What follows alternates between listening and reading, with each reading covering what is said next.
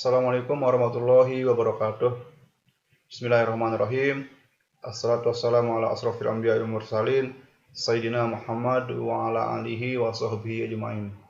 Ashhadu an la ilaha illallah wa ashhadu anna Muhammadar Rasulullah. Ya Nabi wa ba'da. Marilah kita mengucapkan syukur kepada Allah Subhanahu wa taala yang telah memberikan kita berbagai macam nikmatnya dalam kehidupan kita ini, di antaranya nikmat iman, nikmat Islam, dan juga nikmat kesehatan. Marilah kita mengucapkan sholawat dan salam kepada Nabi Muhammad Sallallahu Alaihi Wasallam. Semoga nanti di yaumil akhir kita mendapatkan syafaat dari beliau. Amin amin ya robbal alamin. Ya, dalam video ini saya akan menyampaikan materi tentang upaya penegakan hak asasi manusia. Pelaksanaan hak asasi manusia di negara yang satu dengan negara yang lainnya dimungkinkan berbeda, ya, antara negara yang satu dengan negara yang lain. Hal ini disebabkan karena adanya perbedaan ideologi atau pandangan hidup atau budaya dan nilai-nilai yang berlaku, termasuk di dalam juga nilai-nilai agama yang berlaku dalam suatu negara. Hal itu mempengaruhi pelaksanaan hak asasi manusia di suatu negara. Nah, untuk di Indonesia, ya, pemerintah kita di Indonesia dalam proses menegakkan hak asasi manusia telah melakukan langkah-langkah strategis. Nah, adapun langkah-langkah tersebut dibagi menjadi dua langkah. Yang pertama adalah upaya pencegahan atau preventif. Upaya preventif ini dilakukan sebelum terjadinya pelanggaran hak asasi manusia. Ya. Upaya tersebut bertujuan untuk menciptakan suasana kondusif bagi penegakan dan perlindungan hak asasi manusia di Indonesia. Nah, adapun upaya preventif yang dilakukan pemerintah yaitu yang pertama, menetapkan peraturan perundang-undangan tentang hak asasi manusia dan meratifikasi instrumen internasional hak asasi manusia. Nah, di sini pun adapun yang di sini instrumen hak asasi manusia yang ada di Indonesia, yang pertama misalnya Undang-Undang Dasar Negara Republik Indonesia tahun 1945, terutama pasal 28A sampai pasal 28J. Yang kedua, TAP MPR nomor 17 tahun 1998 yang mengatur tentang hak asasi manusia. Selanjutnya ada Undang-Undang nomor 39 tahun 1999 yang mengatur tentang hak asasi manusia. Dan selanjutnya ada Undang-Undang nomor 26 yang mengatur tentang pengadilan hak asasi manusia. Nah, ini ya beberapa instrumen tentang hak asasi manusia yang ada di Indonesia. Nah, adapun upaya preventif lainnya yang dilakukan oleh pemerintah Indonesia yaitu, nah, di sini menyusun instrumen kelembagaan HAM. Nah, di sini adapun lembaga-lembaga yang mendukung penegakan hak asasi manusia di Indonesia. Nah, yang pertama di sini ada Komisi untuk Orang Hilang dan Korban Kekerasan atau yang lebih dikenal dengan Kontras. Kemudian Lembaga Studi dan Advokasi Masyarakat atau yang disingkat LSAM. Kemudian Komisi Perlindungan Anak, nah, yang disingkat KPAI. Dan yang terakhir Komisi Nasional Anti Kekerasan Terhadap Perempuan, ya. Nah, itu lembaga-lembaga penegak HAM di Indonesia. Kemudian juga langkah preventif lainnya yaitu memberikan penyuluhan dan pendidikan hak asasi manusia kepada masyarakat.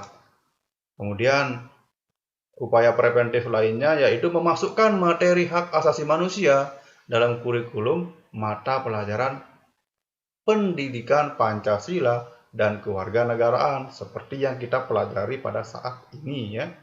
Kemudian yang kelima, meningkatkan kualitas pelayanan publik. Ya, itu. Nah, di sini upaya tersebut dilakukan untuk mencegah terjadinya pelanggaran hak asasi manusia, ya, dari pemerintah maupun dari masyarakat.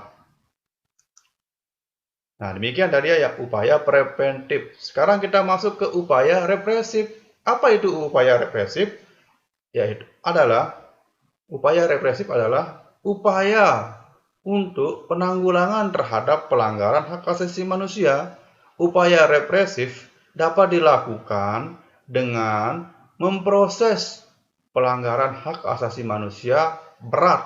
Ya. Pelanggaran hak asasi manusia yang terjadi dapat dilaporkan pada Komisi Nasional Hak Asasi Manusia untuk mendapat perlindungan dan peradilan bagi korban, dan nanti bagi pelakunya dia mendapatkan hukuman yang sesuai dengan perbuatan yang telah dilakukannya. Nah, di sini ya, adapun langkah-langkah represif yang telah dilakukan oleh pemerintah, yang pertama di sini membentuk Komisi Nasional Hak Asasi Manusia ya. Komisi Nasional Hak Asasi Manusia ini ya mempunyai wewenang di antaranya yang pertama melakukan perdamaian pada kedua belah pihak yang bermasalah. Jadi Komnas HAM ini memberikan mediasi ya antara korban dan pelaku pelanggar HAM. Kemudian yang selanjutnya menyelesaikan masalah secara konsultasi maupun negosiasi. Kemudian yang selanjutnya menyampaikan rekomendasi atau suatu kasus pelanggaran hak asasi manusia kepada pemerintah dan DPR untuk nantinya ditindaklanjuti ya, agar kasus pelanggaran HAM tersebut dapat diberikan atau dicarikan solusinya ya. Kemudian yang D, memberikan saran kepada yang bermasalah untuk menyelesaikan sengketa di pengadilan. Nah, itu ya tugas-tugas dari Komnas HAM. Selanjutnya lembaga penegak HAM berikutnya adalah Pengadilan Hak Asasi Manusia. Ya, Pengadilan Hak Asasi Manusia ini adalah pengadilan yang khusus menangani kasus pelanggaran hak asasi manusia berat. Pengadilan ini berwenang memeriksa dan memutuskan perkara pelanggaran hak asasi manusia, ya. Dan dengan adanya Pengadilan Hak Asasi Manusia ini diharapkan ada kepastian hukum, ada keadilan, dan ada perasaan aman sehingga dapat melindungi hak asasi manusia baik perseorangan maupun kelompok. Nah, adapun di sini proses ya pelanggaran HAM berat akan diproses oleh Pengadilan HAM melalui proses berikut. Yang pertama, penangkapan. Nah, penangkapan ini dilakukan demi kepentingan penyidikan. Jadi jadi pelakunya itu diamankan ya untuk kepentingan penyidikan. Yang kedua, penahanan ya. Nah, penahanan ini dilakukan berdasarkan bukti-bukti yang jelas ya, baru seorang pelaku pelanggar HAM itu baru dapat ditahan. Kemudian penyelidikan. Nah, ini dilakukan oleh tim ad hoc ya yang dibentuk oleh Kejaksaan ya, oleh Komnas HAM. Selanjutnya, penyelidikan ya dilakukan oleh Jaksa Agung atau Kejaksaan di sini ya. Kemudian penuntutan juga dilakukan oleh Jaksa Agung. Nah, ini ya proses-proses pengadilan HAM. Pertama penangkapan, kemudian penahanan, ketiga penyelidikan, yang keempat penyidikan, kemudian yang kelima adalah penuntutan.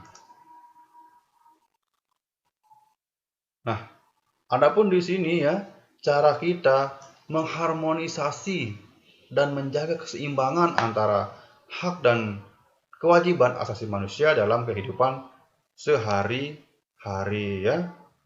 Yang pertama, kita harus melaksanakan hak ya. Setiap melaksanakan hak ya harus selalu diikuti dengan pelaksanaan kewajiban.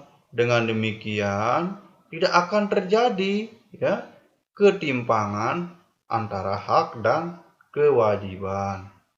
Kemudian yang ketiga, menjauhkan diri ya dari keserakahan, sebab keserakahan ini ya mendorong manusia selalu tidak puas terhadap apa yang sudah didapat ya atau diterimanya. Untuk memuaskan keserakahannya itu, manusia seringkali melanggar hak orang lain. Kemudian cara mengharmonisasikan antara hak dan kewajiban berikutnya adalah menjauhkan diri dari sikap mementingkan diri sendiri ya, di mana sikap mementingkan diri sendiri ini dapat mendorong manusia selalu menuntut hak-hak tanpa memperdulikan kewajiban ya, dan biasanya demi mengejar kepentingan dirinya, seseorang sering bertindak menghalalkan segala cara yang tentunya melanggar hak-hak orang lain. Ya, demikian ya materi tentang upaya penegakan HAM ya. Semoga kita bisa selalu mengharmonisasikan antara hak dan kewajiban kita ya, baik di dalam kehidupan bermasyarakat, berbangsa, dan bernegara. Demikian ya video dari saya. Kurang lebihnya saya mohon maaf. Wabillahi taufiq wal hidayah. Wassalamualaikum warahmatullahi wabarakatuh.